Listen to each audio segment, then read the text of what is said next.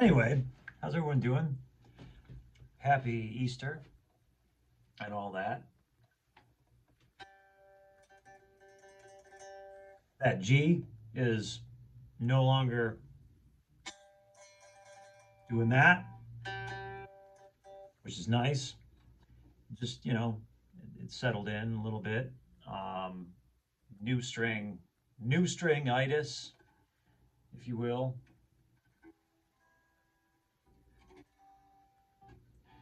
Um, Sometimes it's a good idea to, if you put a new set of strings on and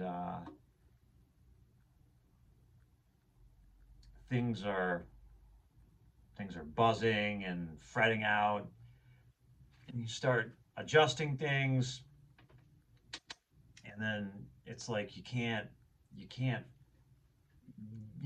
get that stuff to go away. Um, so you keep adjusting, and it's like you can't seem to get it just right.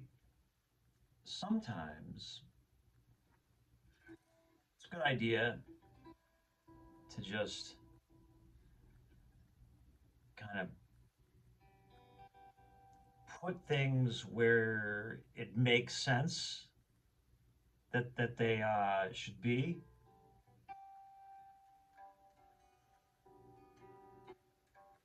and then just let it sit, like overnight.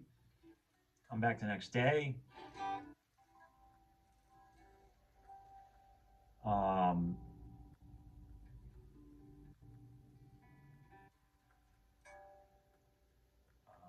and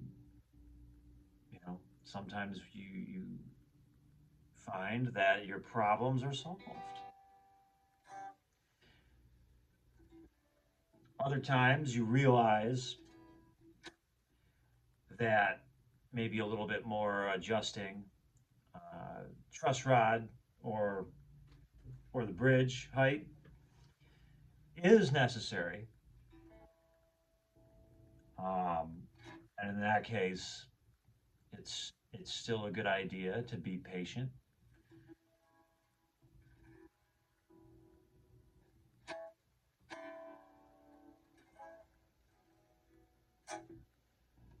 I'm sure a lot of us um,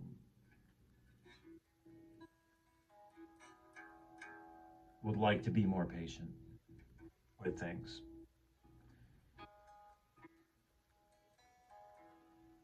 I know I would. Anyway, um, so I turned the camera on real quick because I wanted to let my amp warm up. Well, my Les Paul is hooked up to it, but this guitar is a very nice sounding, just acoustically on its own, as it's the semi-hollow 335 style. I'm not plugged in. Um,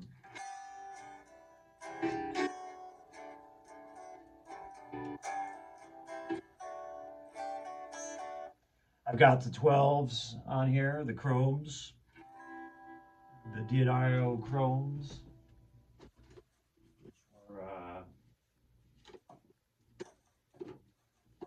They are these ones. Yep. Put those on. I had the 12 nickel wounds on, and I had chromes on a while ago, and it just it just was one of those things where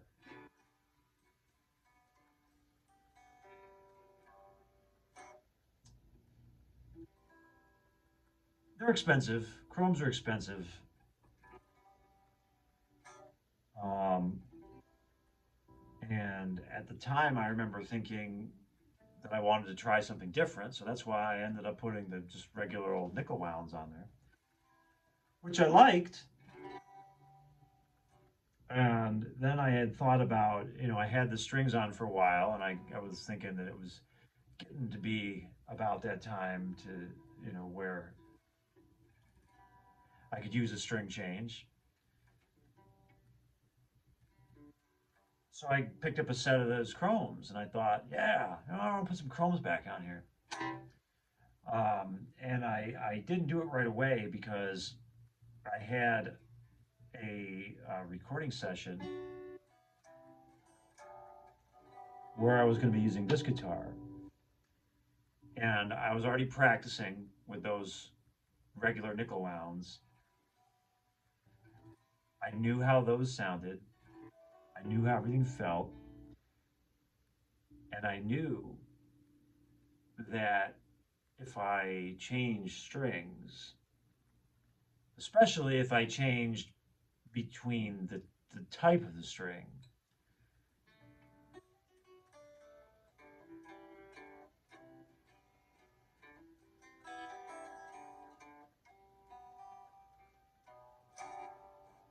that it might be like one of those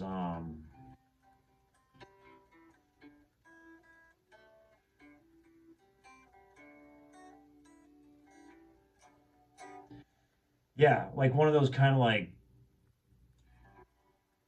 interfering things, or what do they call it? Like the monkey and the wrench.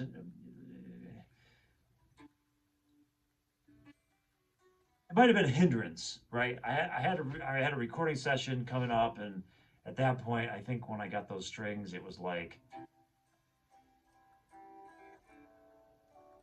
it's like a few days away. So I thought that the best thing to do was to leave the strings on that I was used to, because I especially didn't want to have to deal with a situation where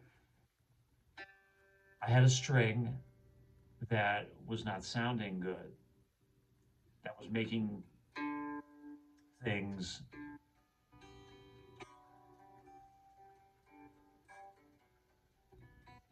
very unpleasant to the ear.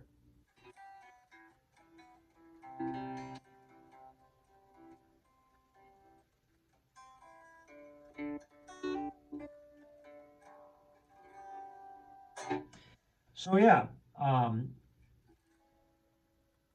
but now that I have these chromes on here, I'm thinking that I want to record those songs again and listen to hear if I can tell that that there's a difference. Um,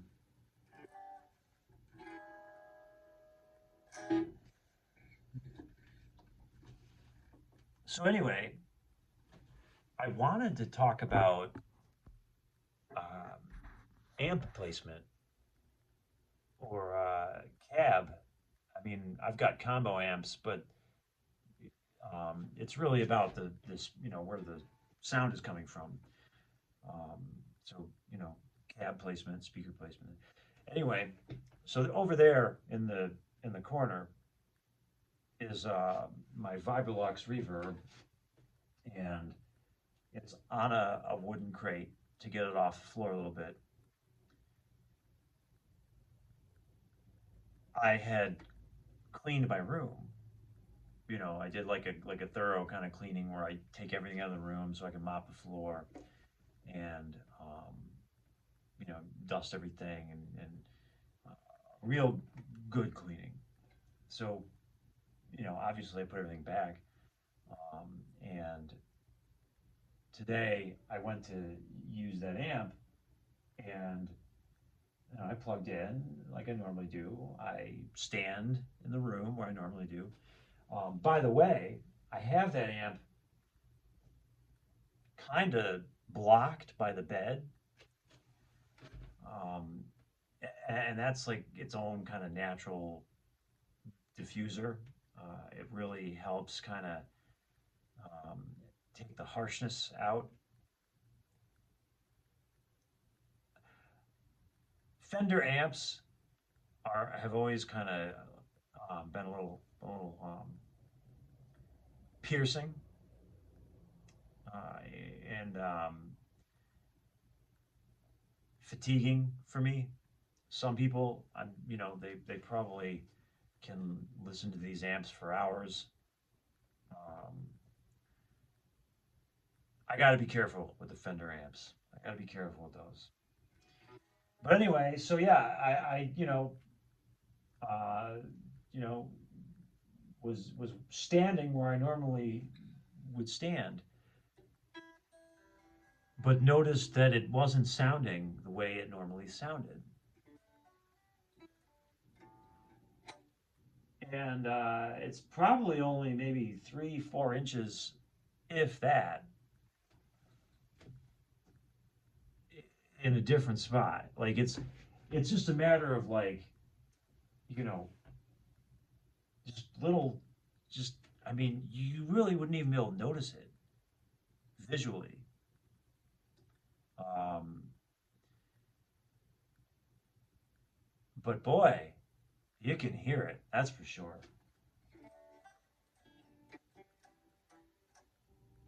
Part of it might be the angle. So I'm gonna have to play around with that one. But yeah. Anyway, um, I'm gonna, get to it here. I just wanted to run through a couple things. Um, but yeah, I think my amp is good and warmed up, and this video has been long enough. So happy Easter, everyone. Um, hope the spring time is treating you well, and you all have a good week coming up and everything. So yeah, there we go. Thanks for watching.